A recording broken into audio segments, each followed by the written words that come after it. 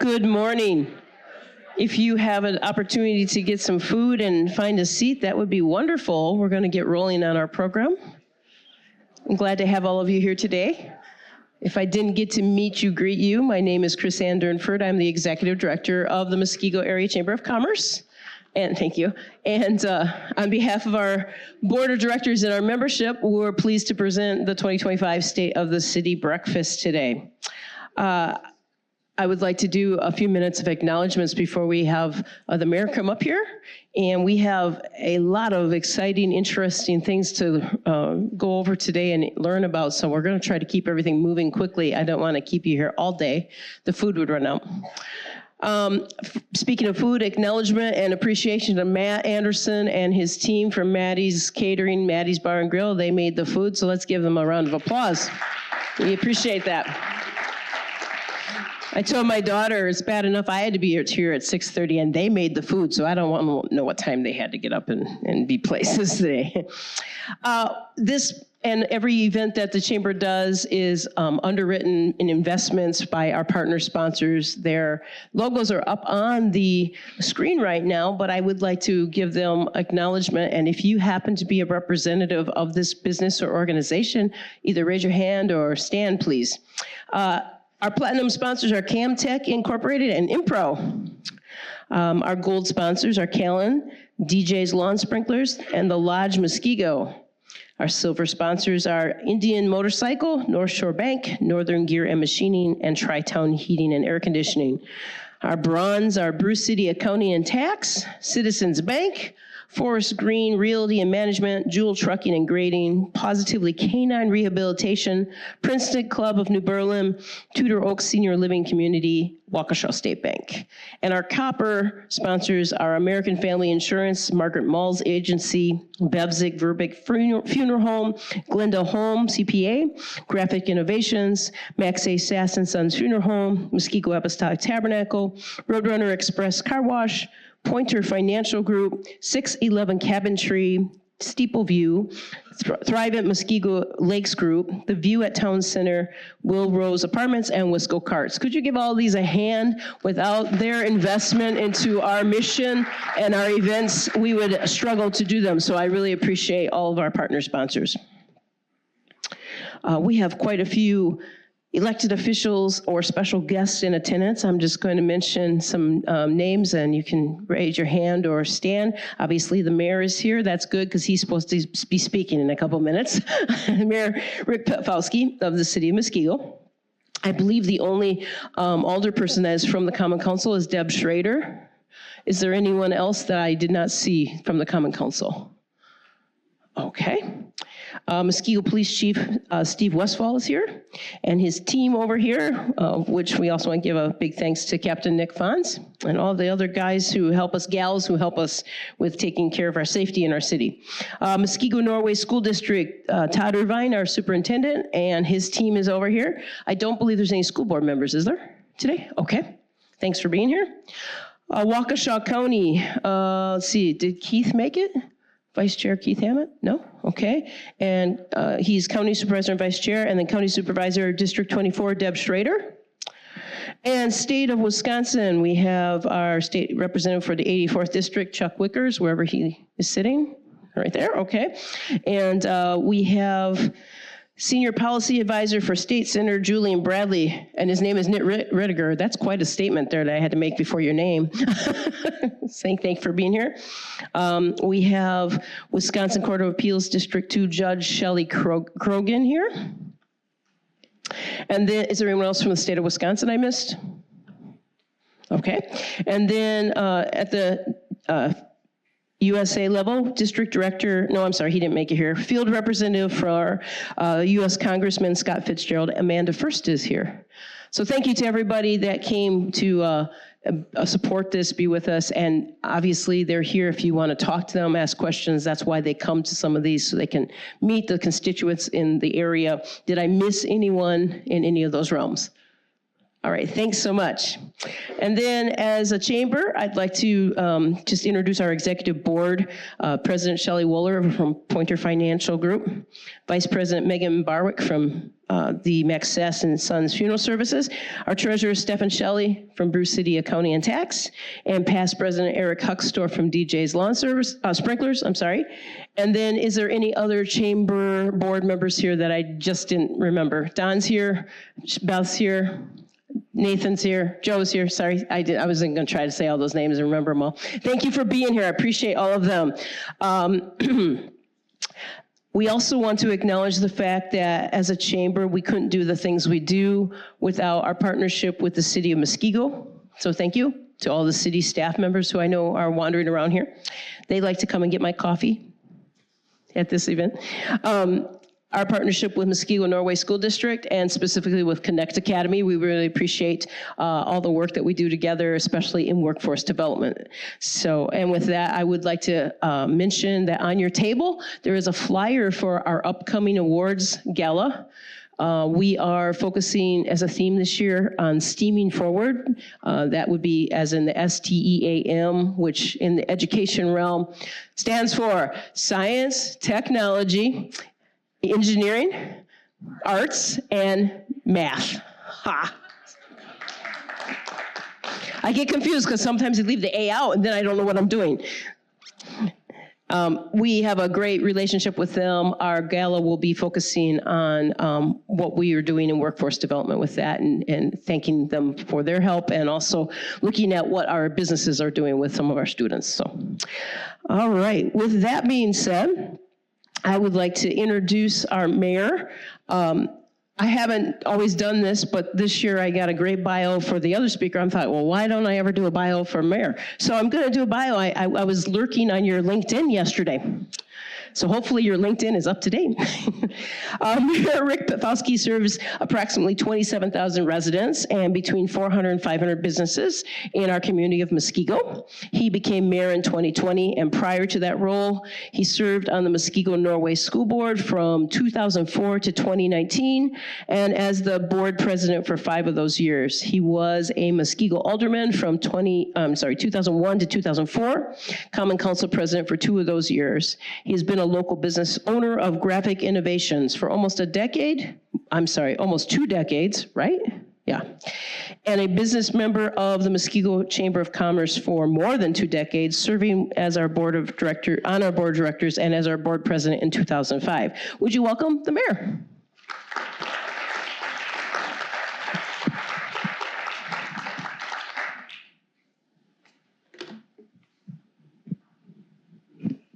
Thanks, Chrisanne. Good morning, everyone. Thanks for coming out on this interesting morning with the roads. I know they compared to where they were last night, they were in great shape. So I want to thank our Public Works Department for actually making them passable. I got home last night around 10 o'clock and kind of overshot the turn for our driveway and a bunch of other stops. So they've improved quite a bit since then. But thanks for making the trek and coming out. I'm going to start with just some raw stats on where we are as a community compared to others. If you look in the corner of the room there, if you ever get a chance, walk over there. I took the communities in Waukesha County that are over 12,000 in population, and then some nearby Milwaukee County communities. And just like from a numbers standpoint, how do we compare to them? So I'm just going to run through some of those numbers really quickly, just for the comparison states. Our population is about 26,000. That ranks us out of those 14 communities that are over there. That's 10th in population out of the 14. Household income. Per the U.S. Census Bureau, we're at about 116,000 per household. That's second out of the 14. Brookfield's the only one that's ahead of us. Looking at the amount of debt that we have, the percentage of debt that we're allowed to have, we have about $32 in debt. The state allows you to do a certain percentage of your overall equalized value. On that, we utilize what's that exact number? I don't have that on there, but I think it's around 14%, but that makes us, out of the 14 communities there, we have the lowest percentage of debt that we're using. So we don't have much debt compared to other communities. Our bond rating is AA1. That's the second highest bond rating that's available out there. We got an upgrade a couple years ago. It's something I'm very proud of. Sharon Mueller, our former finance director, is in the back of the room, and she has a lot to do with getting that upgrade of all the hard work that goes into that. What else do we have here? Our equalized value is about $5 billion. That's up from last year of about $4.7 billion was last year. That puts us 8th out of the 14. Of that total $5 billion, about 87% of that is residential, which makes us the highest percentage of residential out of those 14 communities. We don't have that much business here. We've always talked about that. But talking about business, that's around 13%, which is up from last year, which was 11%. We added about $120 million in new commercial development in the last year. Tax rates, what everyone really what's concerning about, because they're writing the checks for it. Our overall tax rate between the city, school district, county, all of that, and these are all equalized numbers, not assessed numbers, equalized numbers so we can compare each other. It's at $9.12. That makes us the lowest tax rate out of those 14 communities that are up there.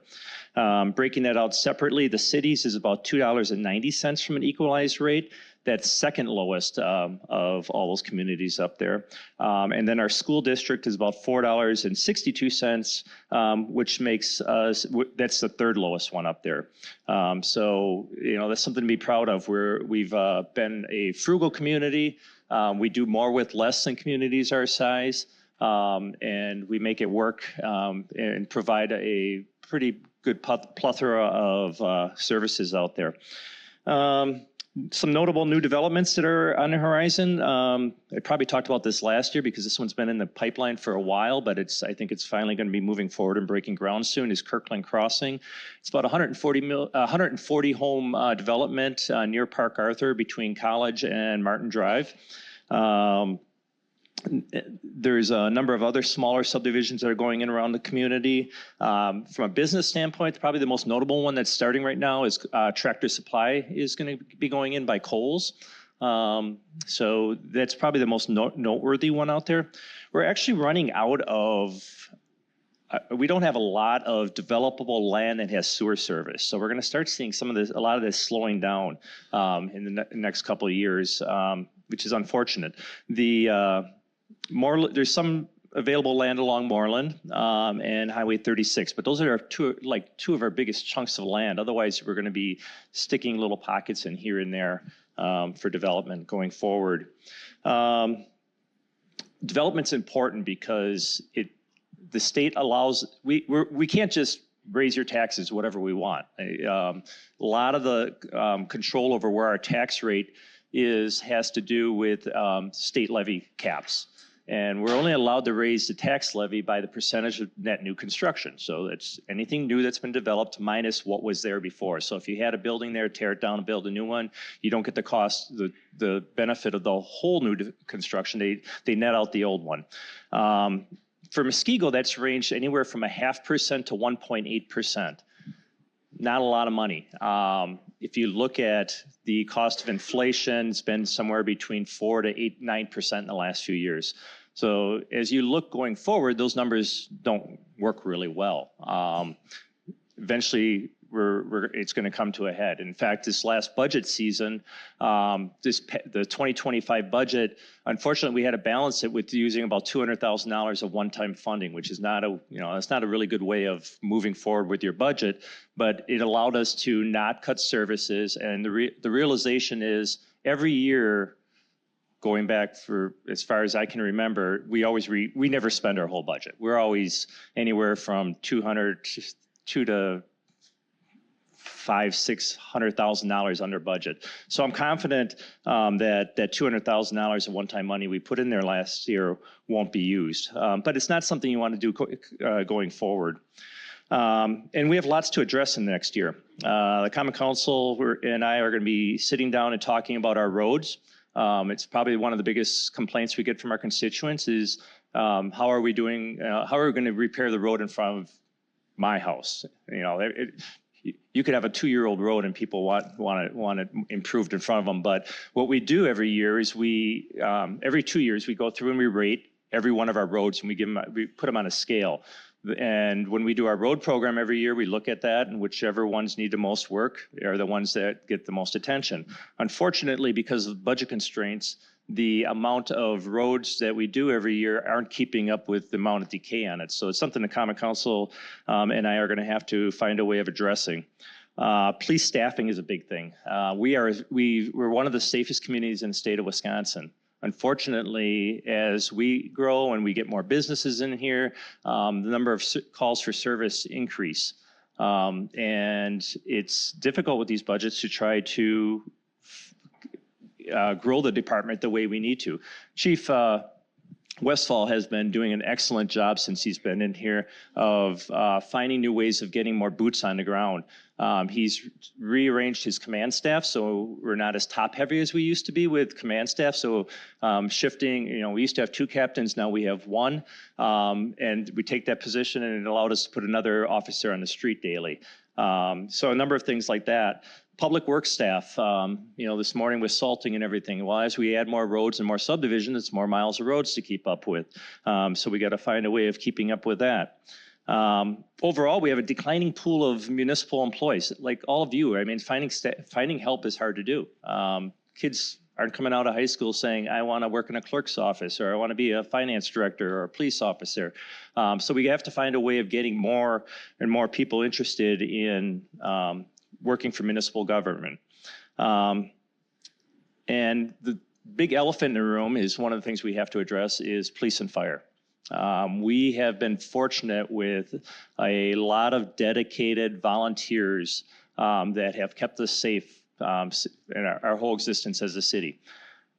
We're probably past where we should have been addressing this already. This is something that's urgent that we're going to have to look at. All these things I mentioned take money, and our budgets are so tight, we have to find new ways of doing it. This coming year, 2026, we're going to be looking at redoing our healthcare, staffing, level services, and that's just to maintain what we have. I'm not even talking about those things we talked about with the roads, staff, police staffing, public works, fire and rescue. To do that, realistically, we're going to have to look at a public safety referendum in the next few years, and it's probably going to be something in the tune of probably $3 to $5 million. What will that do to our tax rate?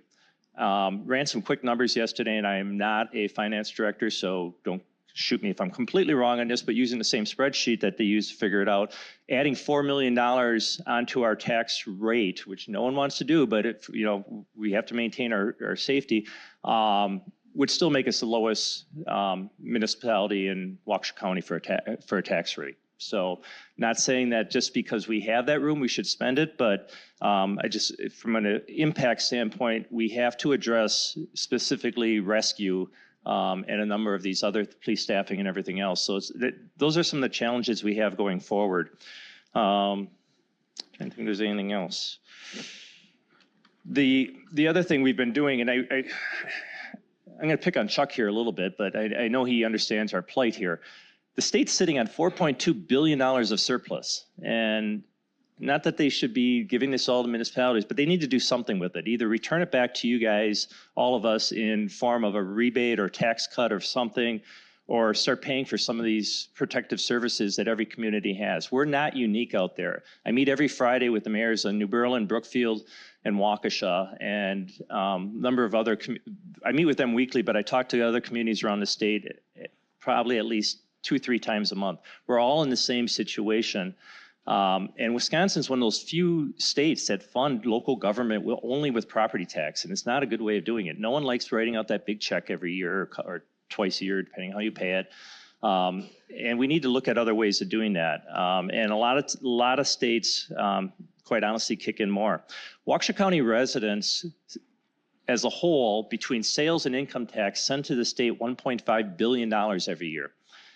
Anyone have a guess how much we get back as a county in shared revenue and other things? We get a little more than that, but I'm not talking just Muskego, I'm talking the whole county. We get $60 million of that $1.5 billion that goes to the state. So our tax dollars, our sales tax and all that, it's being taken from us and redistributed in other areas. And I think it's time that we find a way of making us more made whole on the investment that we're making in this state of Wisconsin. So those are a lot of the challenges we have coming forward. Looking forward, we always, as a staff, we're always looking at ways of being more efficient. I've started using AI for a lot of things. Last year, I think that was one of the questions, and I'll see him here today. Mike Sekula from Impro had asked, are we starting to use AI? And recently I have on everything from employee evaluations, I'm working with the clerk's staff that we're gonna be looking at taking minutes from it. You can actually take a YouTube video and have it converted into minutes using AI, and it's pretty scary for using some of the free software. I can't imagine how good it's going to with dedicated software that's made for that. There's a lot of ways that you can. I'm not talking about replacing employees, but I'm talking about taking the employees we have and making them more efficient. We do a lot of collaboration. We talk to the school district whenever we can to collaborate. We're going to be looking at possibly doing some healthcare stuff with them, hopefully, right, Julie? To save us all some money. We're looking at with this fire. Talking about fire, I think everything's on the table. So we'll look at other communities as far as doing joint fire departments. Everything we're trying to do is just try to make us more efficient and do the best we can with your hard-earned tax dollars. We have 150 full-time, part-time, and seasonal employees that work very hard to provide these services, and I want to thank them because they're the ones that do everything that makes our lives better. That is a lot of times it's just in the background that we just don't see. So I want to thank them. Does anyone have any questions while I'm up here? Anything?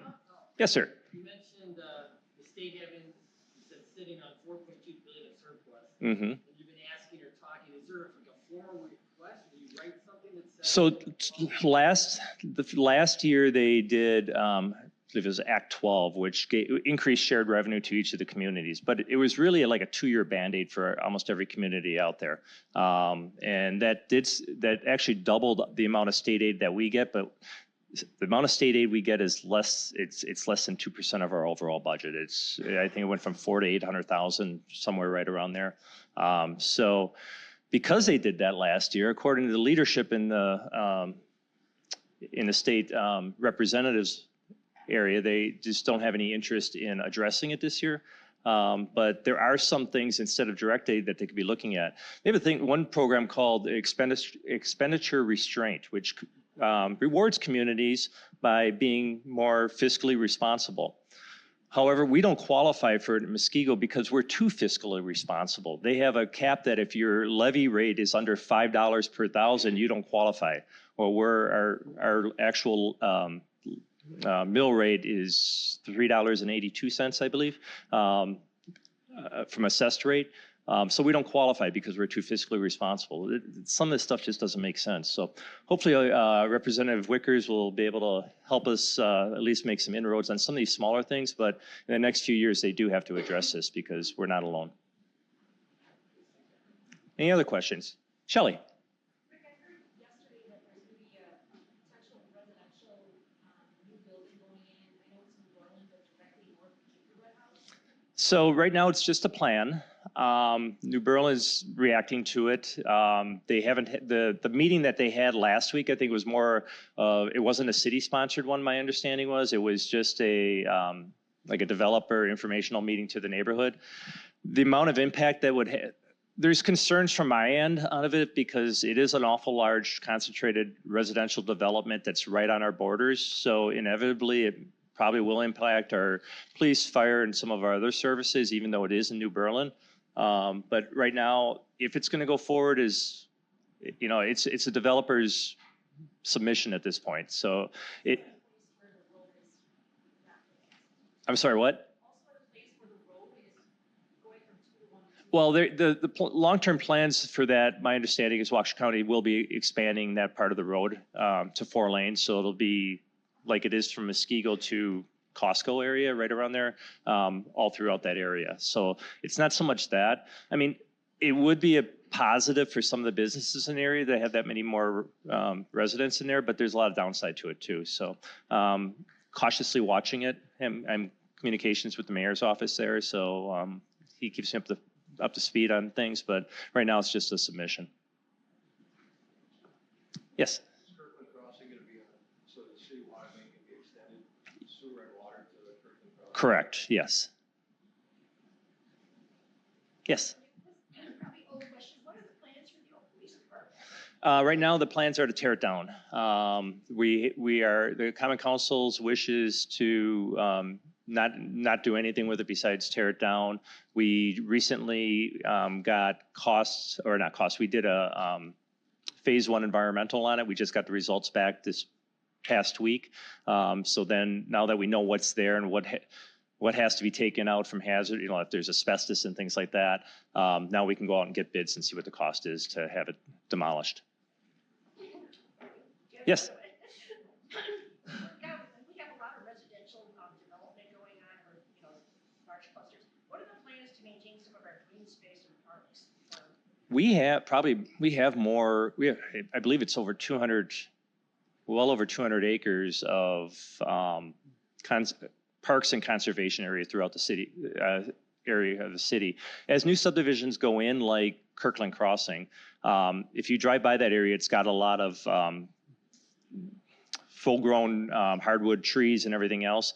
Part of that development is that area with all the environmentally sensitive areas will be put in conservation in that subdivision, so it'll be saved. It won't be on private property, so it won't be divided out into a lot where somebody could cut it down or do whatever. So we work with developers to try to save open and green space, so at least the view sheds are there as people drive by. Yes, sir. The household income, you said, was average $116,000. I'm in St. Vincent de Paul, part of St. Leonard's Church, and we see people who are living below poverty level, can't make their rents, there's no place to go for low income housing, or they don't have any income.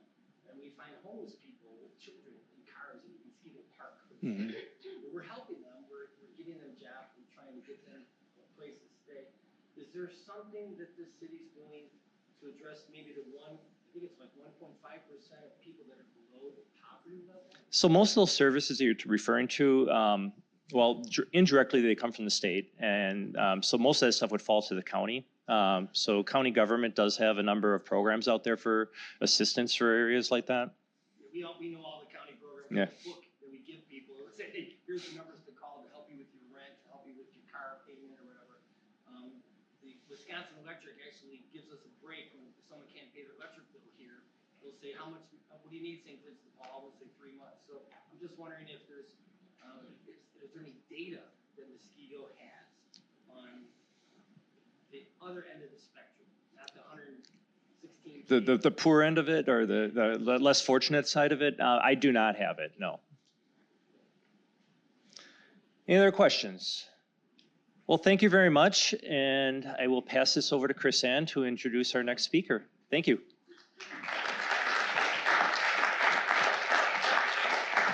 Thank you, Mayor. We appreciate you giving your information to us.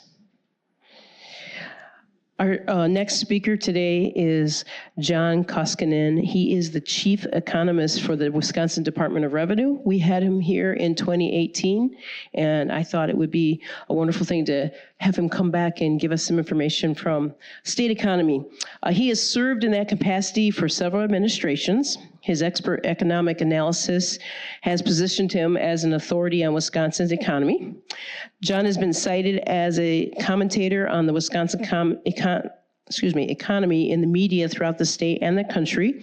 He has testified on the Wisconsin economy before several standing committees of the state legislature.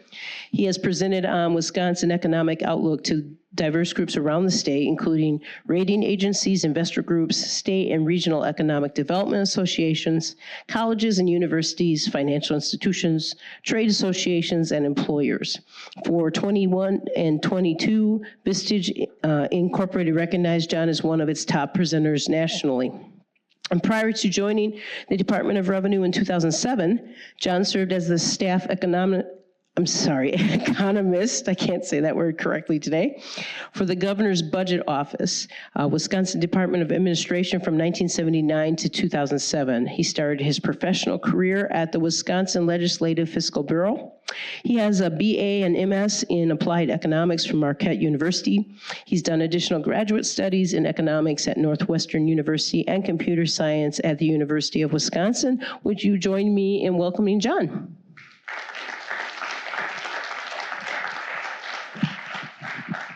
Here's the clicker. Make sure that we got it working right there. After all that, I've always wanted to be introduced simply as here's Johnny. So, all right, let's get started. Bottom line up front, Wisconsin has substantially improved its competitiveness. We are in a solid position to outperform the U.S. We have structural advantages in labor force participation, cost of living, and now I will add tax burden, and because of all those things, entrepreneurship. We had a very good third quarter. Wisconsin real GDP increased by 4.4%. That's good enough to be sixth in the country.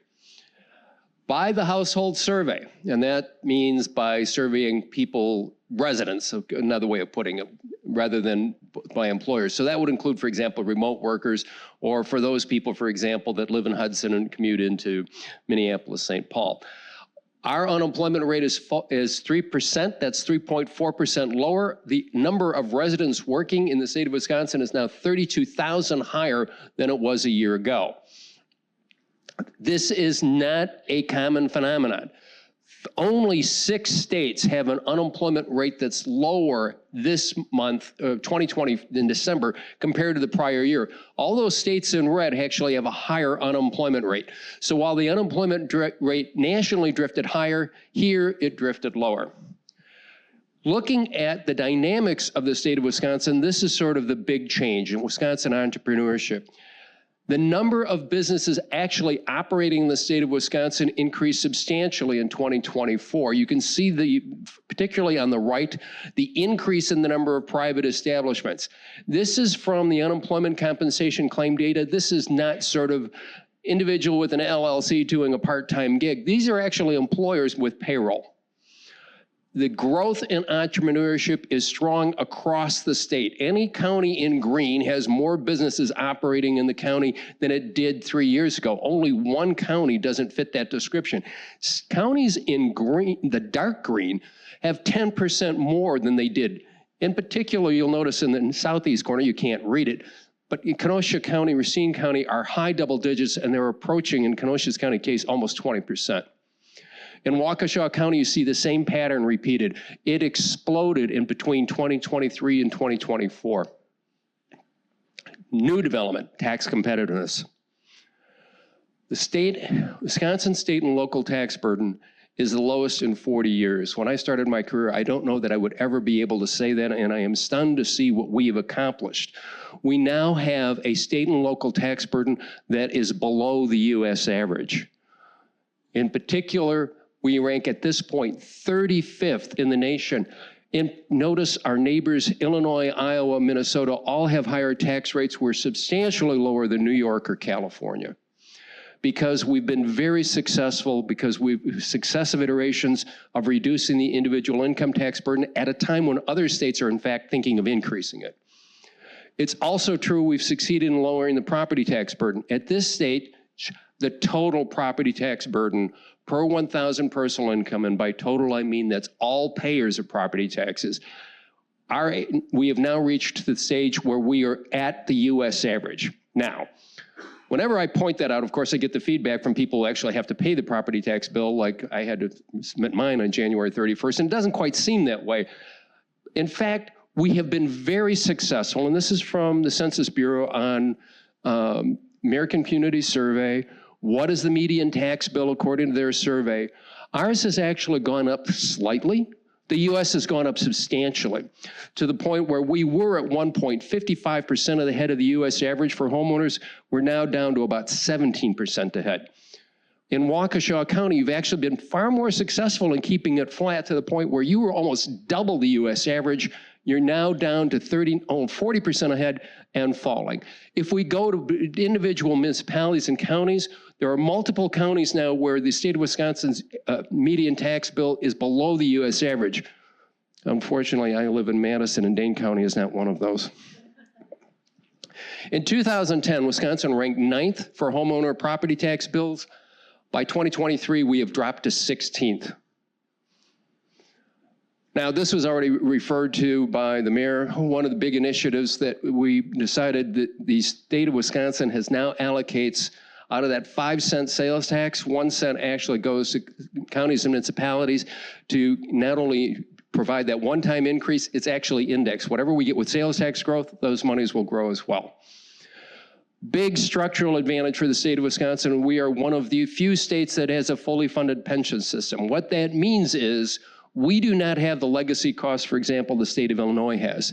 The state of Illinois only has 45 cents on the dollar to pay their pension obligations. Another way of thinking of that is that's a tax increase waiting to happen.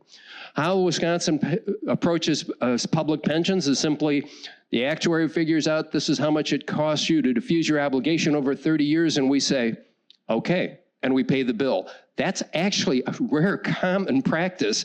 It's not a common practice among many state governments. A lot of them shortchange it, with the result you have those huge unfunded liabilities.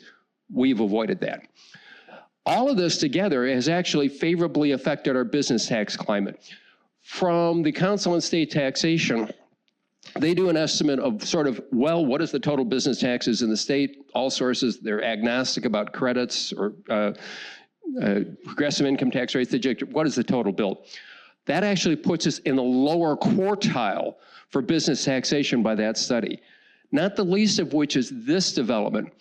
We just finally exempted personal property taxes for businesses. It used to be you had to pay taxes on desk, equipment, shelving, all this other stuff.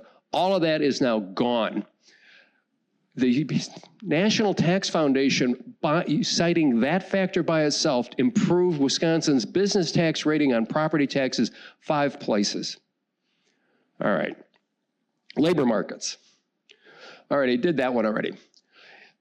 I highlighted that we've had this growth in residence employment. It doesn't follow that that's shared across all states. There are multiple states, particularly those states that we're seeing population exodus, that actually have fewer residents working in their state than they did at the time the pandemic hit. Any state in red actually has fewer residents working than they did in February 2020. Notice we are among the green states.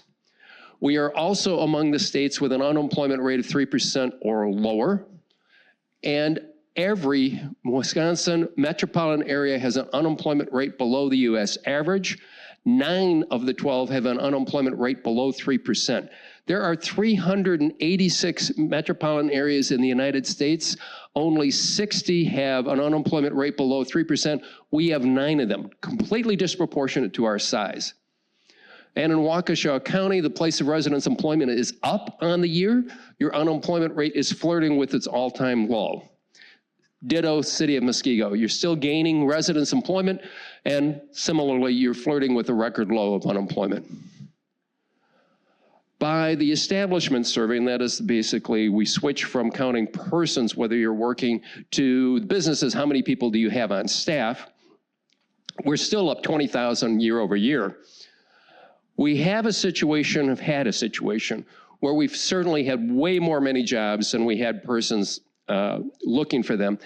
While the labor shortage has eased, and basically we're back to conditions we were at back in 2019. In 2019, we were complaining about a labor shortage. We've basically now retreated to those conditions. We've gone from god-awful to merely terrible at this point. If you think in terms of the number of job opening, take the number of persons unemployed, subtract the number of job openings, and even if you had every person with the right skill set in the right location and the right industry, we are still short 61,000 people. As our labor shortage has eased, we're starting to see the wage rates come down from the ADP employment payroll surveys. We're looking at, right now, Wisconsin's about 20th fastest in wage growth at about 4.8%. That's comparable to Minnesota and ahead of Illinois and Iowa. All right, we'll go into industries now. Wisconsin construction. The total number of firms operating in construction in the state of Wisconsin, there has been a significant reversal of what we saw coming out of the 2007 housing crash. You were seeing construction firms basically folding in, ceasing business. The whole industry was shrinking. That is seeing a big reversal now, with some of the biggest gains in terms of number of Wisconsin construction firms has increased substantially over the past year. No surprise, our construction employment is up 3,900 compared to the same time last year. I love looking at this series because it seems every time I look at it, we're setting new record highs for construction employment compared to where we were even 3 months ago. It's not a given that every state is seeing that same kind of expansion.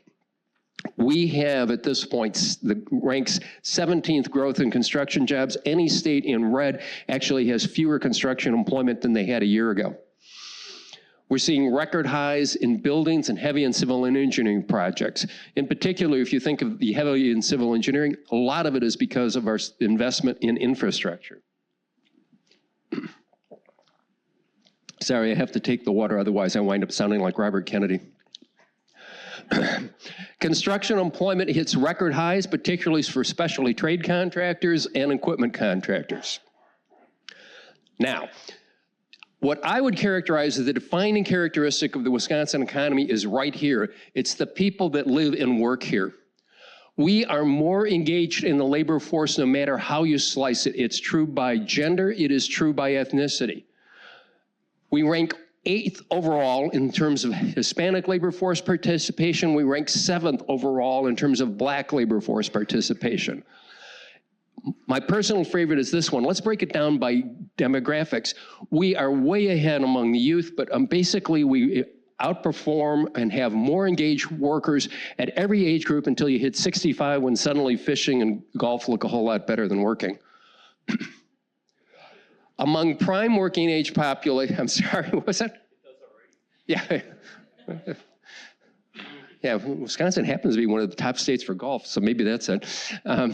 Let prime working age population, which is 25 to 54, we have the 8th highest labor force participation rate. In particular, if we go back to that slide and you paid very close attention to those early age groups, we were way ahead for teenagers and young adults 20 to 24. If we take that group and combine it, teenagers and young adults, so it's sort of 16 to 24, we have the highest labor force participation rate in the country. The US average is 56, we're almost 75. We're almost 25, California doesn't hit 50% in that territory. So one of our big edges is we're getting our youth engaged in the labor force early, and that bodes well as they mature into different stages of life, getting the habit of working. All right, population and net migration. In 2024, we were among the states with a natural increase in population. That is to say, we have more births than deaths. Again, red states don't fit that description. Most counties in 2024 in Wisconsin gained population. And in particular, if you look to the south, you'll see sort of the disaster that is the state of Illinois in terms of population growth, or go out west, you can see particularly Northern California depopulating. Also true basically upstate New York all the way through basically Tennessee.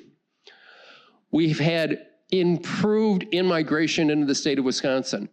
Basically, we had 14,000 more people move in than moved out. What I don't illustrate there, and I have to work on that, is one of the reasons we're getting a stronger net in-migration is fewer people are leaving. In particular, if we have job opportunities, fewer persons think I have to leave the state to find another job. I can find that job right here. So even if we're getting sort of the same number of people moving in and fewer people move out, we gain in terms of a net migration.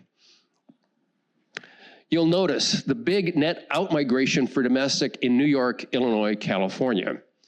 For us, what are our principal sources of in-migration? They are Illinois, followed by number 2, California. We've actually moved up. At one point, we were like in the 30s rankings for California destination. That was because so many people are leaving California, they have to go somewhere. We are now up to 18th.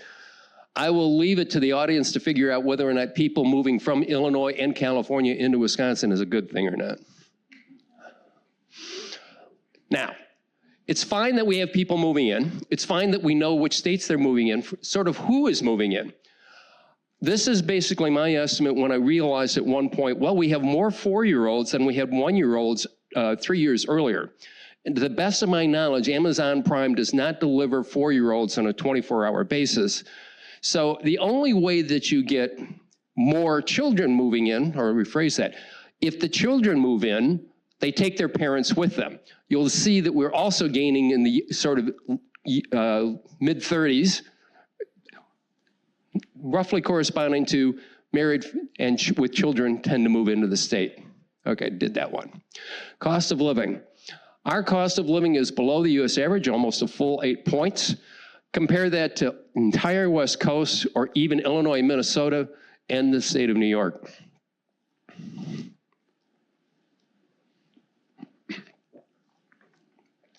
Every metropolitan area in the United States has a cost of, in Wisconsin, has a cost of living below the US average. In particular, on the far right is Chicago and Minneapolis. But if we go to this right side, you will see the housing services. If you were to move from the Milwaukee metro area to Chicago or Minneapolis, you'll need another 15% more of income in order to pay for the housing in those metro areas. If you're in Eau Claire and you move to Minneapolis, it's 40%. All right, incomes. If you consider the cost of living, we move from a situation in 2023, our nominal household income, so that's families and singles, is slightly below the US average. If you adjust for cost of living, we're actually ahead. Our family income already starts ahead of the US average, and we move to way ahead of the US average. Adjusted for cost of living, family income in the state of Wisconsin ranks 14th in the US. Housing. All right, this was the headline from the Wall Street Journal back in August as they were trying to explain why Wisconsin was a battleground state. The issue is not even Wisconsinites can see the anger of Wisconsin residents is what's happened to the price of housing. There is something to it. Housing affordability. This is from the Federal Reserve Bank of Atlanta, Housing Affordability Monitor. Counties in green it takes less than 30% of your income to buy the median valued house. If you're yellow or red, it's different colors. If you're red, you're actually above the US average. If you're yellow, you're below the US average, but still above the 30%. If I had done this 18 months ago, almost every county would have been green. We have flipped over to the stage where things are much more unaffordable. This is actually comparing both the US to Waukesha County in this case. In terms of what happens to the mortgage payments, basically they've almost doubled in over the last 3 years. Coming out from basically 2007 to 2021, the monthly mortgage payments were basically flat in the US and Waukesha County. But as the mortgage interest rates exploded and the availability of housing shrunk, suddenly the payments were way up. Waukesha County for a long time was below that 30% affordability standard. That's the yellow reference line. It's now flipped above it, but it's now starting to retreat, hopefully. In the face of the demand for housing, Wisconsin has responded. We are actually building more housing than we did compared to the 2019 average. Even if we've had a retreat compared to sort of the big high coming out of the pandemic, we've actually started having an increase in housing construction again. Again, it's not a given. At this point, Wisconsin's issuing more building permits than the state of Minnesota or the state of Illinois. And in the case of the state of Illinois, we've been doing it for more than 2 years. All right, Wisconsin manufacturing. Sheer numbers, we are 8th in terms of manufacturing employment. At this stage, manufacturing employment in the state of Wisconsin is up 1,900 compared to a year ago. Again, it's not a given. If we look at states that are actually losing manufacturing jobs, that's in red. The green states are actually gaining. The long-term trend in manufacturing is a deindustrialization of the Northeast. Manufacturing, to the extent we're expanding, tends to be concentrated in the industrial Midwest and sort of the industrial Southeast. Nationally, what is happening is there is a big investment again in manufacturing plant and equipment. If you look at total business and investment in structures, manufacturing expanding, the rest of the U.S. economy isn't. There is also a substantial variance by region. I highlighted the deindustrialization in the Northeast. We're really not building any big increases in plants in the Northeast. It's in the East, North, Central states, and Wisconsin, then the South Atlantic. The 22 and 23 combined for the strongest net increase in construction in manufacturing in over 40 years. And we ain't seen nothing yet. There is $4.8 billion manufacturing investment in the pipeline for the state of Wisconsin. There is not highlighted, it's not an exhausted list, but the one that I want to call attention to is the Eli Lilly $3 billion investment in Kenosha. They highlighted that Wisconsin is a particularly critical geography location for their worldwide operations. All right, data centers and electric power. We are now engaged in major investment in data centers across the state of Wisconsin. We currently have 42 data centers covering 9 markets. Of course, artificial intelligence creates more power demands. Any modern data center requires about 350 megawatts worth of power. That's roughly equivalent of the power draw of all households in the city of Milwaukee. So if you want to think of it that way, we basically need another 300,000 households worth of power every time we build a data center. Why are data centers popular in Wisconsin? Well, it's cheaper to build here, it's cheaper to service the electricity here, and as I also highlighted, the way we have treated personal property exemptions for other equipment, it's also tax friendly. There are at least 4, I've got to update it. 3 data centers under development in Wisconsin, including Microsoft's $3.3 billion in Racine. There's an unidentified developer that will put one in the town of Paris, and put that in the back of your mind, Kenosha County. Clover Infrastructure in Port Washington, and recently announced there will be one in Wisconsin Rapids because they can tap into hydroelectric power. Our industrial electricity rates are about 18th highest in the US, which doesn't sound all that great, but if you compare to Illinois and Minnesota, it is far cheaper and less than half the rate of the state of California. We do have a situation that we have to be cognizant of long-term electric reliability. This is from the North American Reliability Council, and they say basically things are good until 2028, but beginning at that point, our region will be looking at about a 4.7 gigawatt shortfall. That's roughly 3 power plants. Our challenge is going to be the nuclear power plant at Point Beach. The owners did ask for a 20-year extension, but the owners, that went to the Nuclear Regulatory Commission, but on the, shall we say gently, a variety of challenges, they've decided to forestall any decision on that. Point Beach provides 15% of the electricity in the state of Wisconsin, and unlike a lot of other power sources, it's 24/7, highly reliable. Fortunately, we do have other investments coming in the pipeline. Northern States Power has restarted a facility in Chippewa County. Wisconsin Energy is, of course, converting the Oak Creek plant to natural gas from coal. And subtly, they're planning a $300 million natural gas facility, in the town of Paris, Kenosha County, coincident to where that new data center would be located. There's also about 6 additional applications for increases in solar power. All right. Let's talk business use of artificial intelligence in Wisconsin, but first we're going to do an experiment. This is my adventures with ChatGPT. Step 1, I asked for download data for me from the Green Bay metropolitan area. I got this long answer, which translates to this. Out of frustration, I typed in, and I got this answer. All right, what is artificial intelligence impact on total employment nationally in Wisconsin? Really very little change.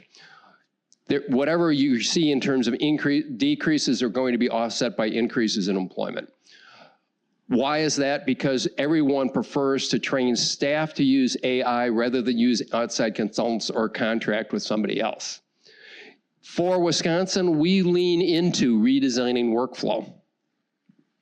And in particular, if there is a Wisconsin style and we are more this way than the rest of the state, we will be using it to increase productivity, knowing full well that, of course, labor is challenged across the board.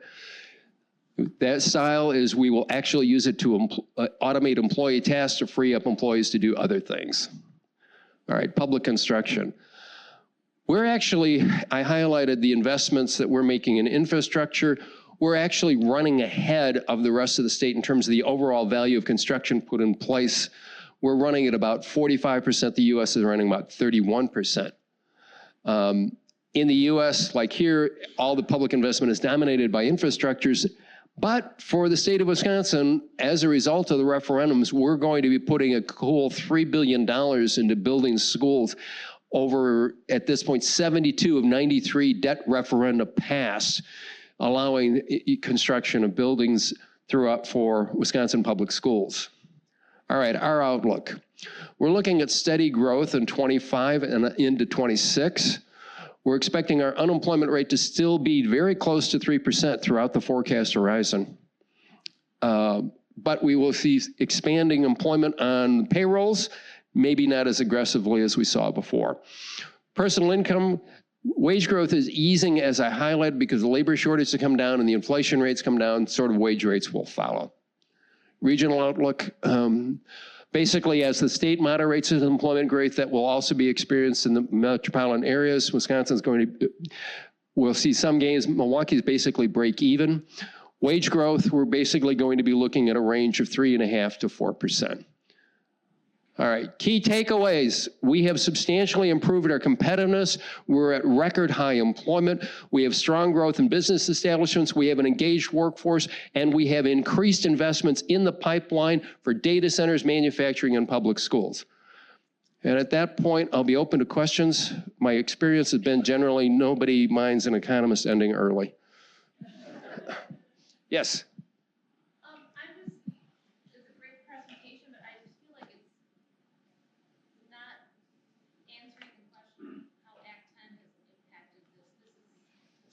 We wouldn't have these low taxes in this great economy right now without Act 10, and I just don't feel like that's addressed at all in this. You're right. I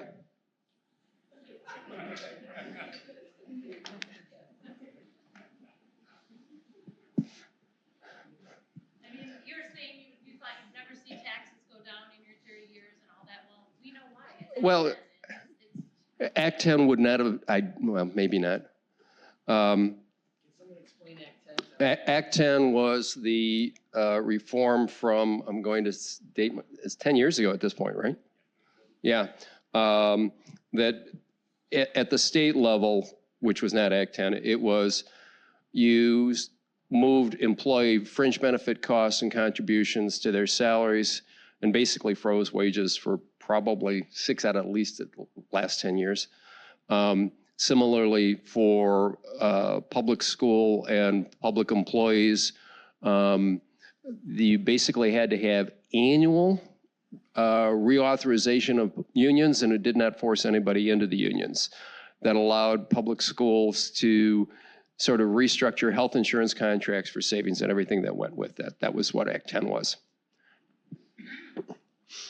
I would say that it is not just that. I think it is also a determination to recognize that the other thing that goes with it, which may be part of Act 10, but it's the imposition of levy limits. It's the imposition of school cost controls as well. That's what drove down the property taxes. Because our economy outperformed, we were getting gains in revenues, which allowed us to accumulate a surplus, not illustrated here. And then there was successive individual income tax reductions. At least, I want to say there's 4 over the last 12 years. Not the least of which was in 2022. It was a cool $1 billion was released. Well, we have a huge election coming up, and Act 10 is on the table right now. Among other things, yes. Your projections, I think, are woefully inaccurate if we lose Act 10. So everybody pay attention. I will take that as a constructive criticism. Yes. You had mentioned something about youth labor.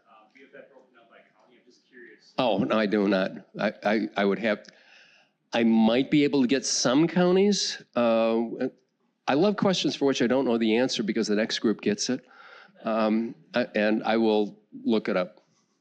It just seems that kids work less, at least in this area, than they used to when we were growing up. I mean, everyone had a part-time job. Yeah, no, that whole finding was inspired by one time I did a presentation in Eau Claire and I did overnight. And so I did the Wisconsin thing and I went to Culver's for dinner. And I swear everybody behind the counter was 14. No, but the other of which is, I would say, you know, my daughter went to a college prep school in Madison. All of her contemporaries worked. So I think there's a culture shift where 20 years ago you wouldn't have seen it, but now there is. I mean, that labor force participation rate 10 or 15 years ago for teenagers was below 50%. Yes. When you're talking about the increase in construction, Yes. especially right now, how much of that is due to ARPA and how might that funding trickling out of Ah. kind of impact that construction? I can't, off the top of my head, break it down into the attribution. Clearly, that does have an impact, but that's all of what is I highlighted the school construction. So even if some of the funding, the other of which is I don't think we're going to back off on highway construction. You know, there may be some limits. I mean, that problem is sufficiently in public consciousness that I'm confident the governor and the legislature will come to some solution on that. As it relates to water systems, et cetera, we would have to see. But the rest of it, particularly the school districts, that's going to be brand new in the pipeline. Yes? The role that you're playing and the department you're in, what are you seeing that is being talked about in our state to address the workforce shortage? Yeah, that.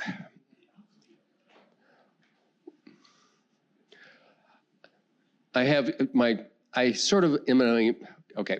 There are times I have to give in my own personal opinion and sort of insert the boilerplate of what you're about to hear is my own personal opinion, does not reflect the opinion of the Wisconsin Department of Revenue or the Evers administration in any way. I actually think how that labor shortage is addressed is really, if you keep it where it is, the big change that I see is more Wisconsin residents are staying put. If the youth don't leave, that's a good thing. If we keep an unemployment rate below 3%, people will want to move here because you have additional work. You're probably in a situation of you have to run a little short to get the increase in the labor force, if that makes sense. It's far better to be a little short if you want to grow your labor force than it is to have thousands of unemployed people, in which case your labor force starts shrinking like crazy. So of all things, I'm arguing it might be a good thing. Yes? So quick question, on one of the slides, you had this innovation grant. You didn't touch on it, and I was wondering if you could explain. He did.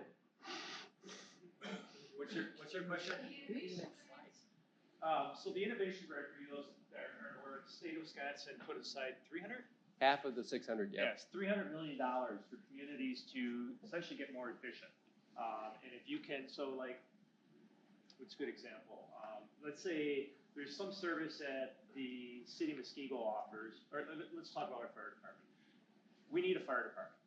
If we had our own fire department and the cost was X, let's say 1, and we joined with New Berlin and the combined cost, and their cost is 2, and if we could do the combined cost of have a 10% savings by doing the combined cost, the state of Wisconsin will, for 3 years, give you a grant back of, I think it's like 25% of the actual operating cost of that for 3 years, but then you also get to realize the actual savings that you're doing. So we should want to do it. We have been we've always looked at efficiencies because it's efficient, but now the state's giving this even larger stick to incentivize to really look for stuff. So I know I charged my staff with that's what they've been working on for the last 3-4 months of trying to find ways to take advantage of that $300 million out there.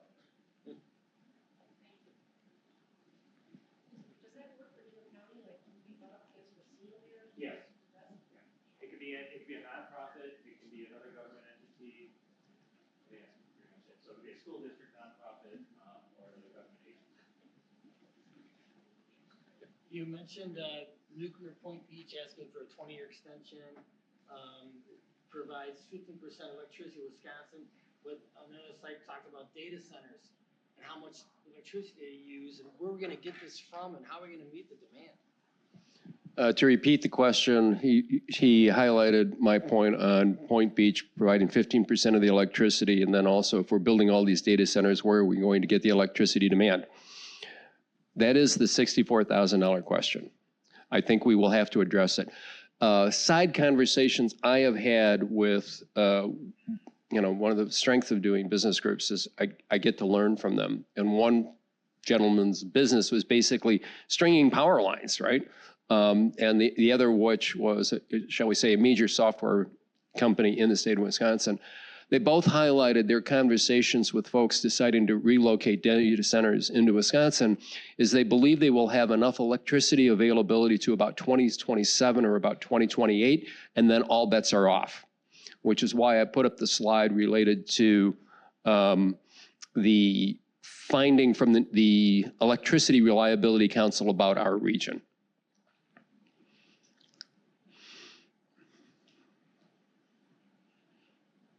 And hence, too, I mean, the side story is relative to that. One of the data centers that will be moving to Wood County is realized that there is an abandoned paper mill that happened to have hydroelectricity generating capacity, and decided this is a great place to put a data center because we have zero emission electricity right there. So, yes.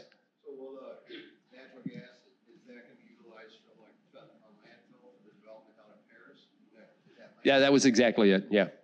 Well, they're probably going to use some other pipelines, but you'll have to talk to Wisconsin Energy. I just picked that up, and I just realized, they're going to locate basically a generating capacity that's roughly equivalent to serving a data center in the same place as that data center is going. And I drew the conclusion independently without knowing that it was a 1-to-1, but I'll put $100 if that's the case. Oh yeah, small modular nuclear reactors. Not to, you could easily, that's where I would have to go talk to the utilities individually. I have not done that step. I'm only pulling out data that's publicly available from the Department of Energy or the Energy Information Administration. Yes.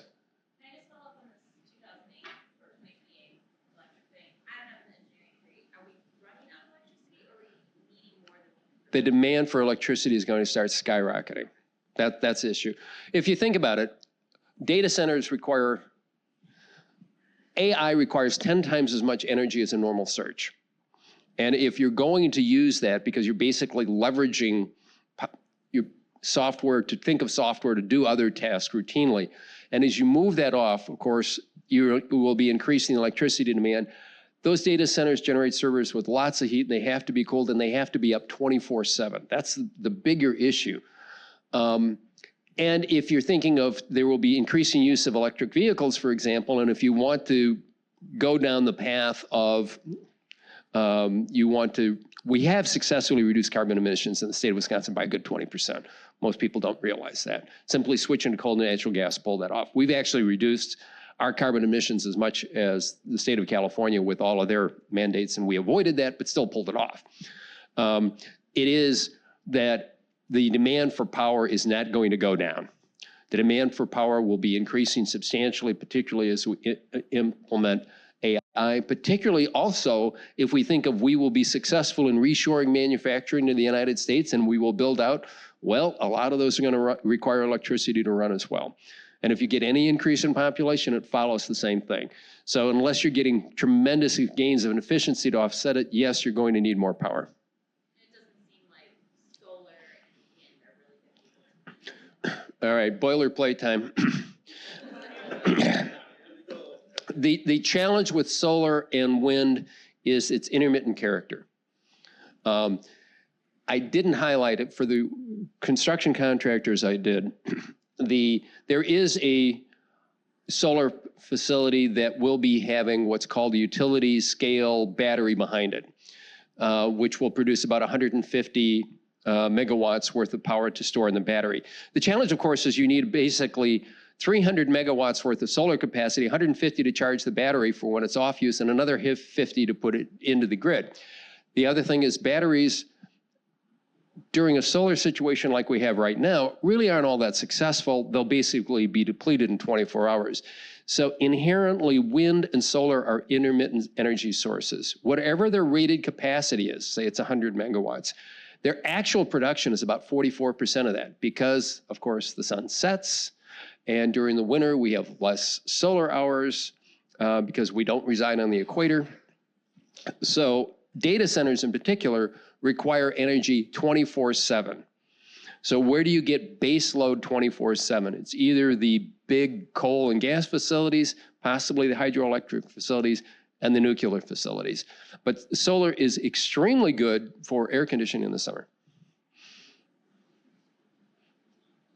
Yes? Can you expand a little bit on how you came, what is inside the stat? I think AI is 15% more. Is that what you said? No.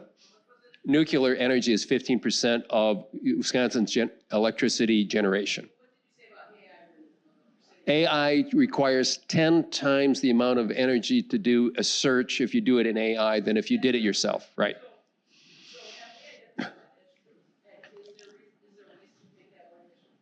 Well, that's up to the programmers. But again, even if they cut it to 2, right? And more people are using AI to improve productivity, that's going to, even if it's 1, it's going to increase the overall demand. Yeah. Well, I'm confident they're working on it. I'm confident they're working on new chips. The other of which is the field is changing so rapidly that there will be, every time you do anything in computer science, there will be a new language modification module within 18 months at least, right? But as it gets better and better at tasks, the demand for it will increase. Is your slide presentation going to be available somewhere? It was excellent. It was a lot of work put into it. Generally speaking, my rule of thumb is if the presenter asks nicely, I would distribute a PDF copy. She has it. She could. My only request is change it to a PDF. I had a bad experience at one point. I distributed all the raw slides, and then somebody tipped me off to, the president of UW Green Bay is using your slides without attribution. So hence the PDF. You have it's all public information. So. So if your email address is with me because you signed up, I will send that out later on today. If you we're not the person to sign you up, and you give me an email address, please. All right, going once, going twice. We can break up early. All right, thank you.